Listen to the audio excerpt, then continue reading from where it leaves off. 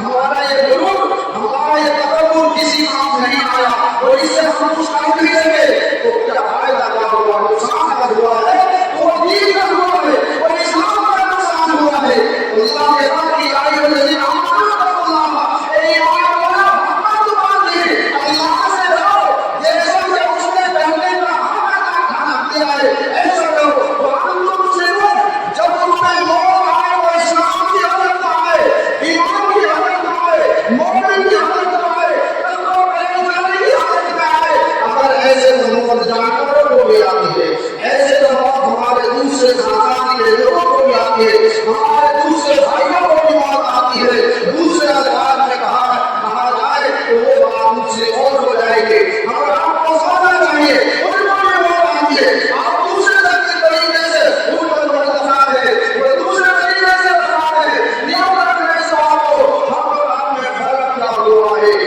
मौत जानवरों को भी आती है, लेकिन हमें मौत आए तो इस्लाम के अंदर आनी चाहिए। इस्लाम की सारी तत्वों पहले जानिए, हमारे पास होनी चाहिए, अच्छाइयाँ भलाई हमारे पास होनी चाहिए। कुरान के मुताबिक हमको इस्लाम को मानना चाहिए। ये इल्म और तालीम तो अल्लाह ने हमें दिया है, ये इसलिए दिया गया है कि रमजान में अगर आपने जो कुछ किया, भलाइयाँ आपने खर्च किया है, उसकी वजह से आपको लिबास को पूरा महीना हुआ, हमको उसकी पूरी मजदूरी मिल जाए, उसका पूरा हमको मिल जाए। इसलिए ये ईद डाली तो जवानों के लिए, हमारे बच्चों के लिए खुशी का ये दिन रखा है, खुशी का माहौल रखा है। और यही तक नहीं है, बल्कि पूरी दुनिया के अंदर आज के दिन को बड़ा माना जाता है, कामयाब माना जाता है, अच्छा माना जाता है। अगर तुमने अपना किया, अगर आपने आपने रखे माना में इस आराम के मुताबिक हदीस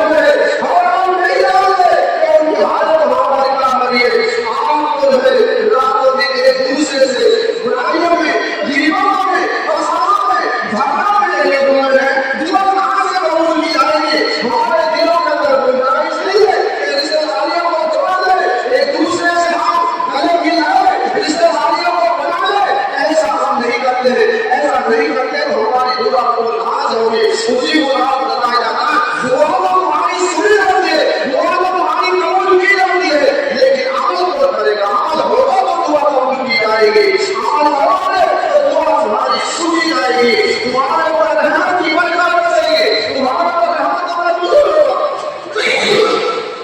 और आखिर में अपने कायनात से दुआ करते हैं, मौला के अल्लाह आज के दिन से हम अपने रब से अपनी मजदूरी मांगते हैं, अपने रब से सवाल करते हैं कि अल्लाह इस मैदान के अंदर हमारे मासूम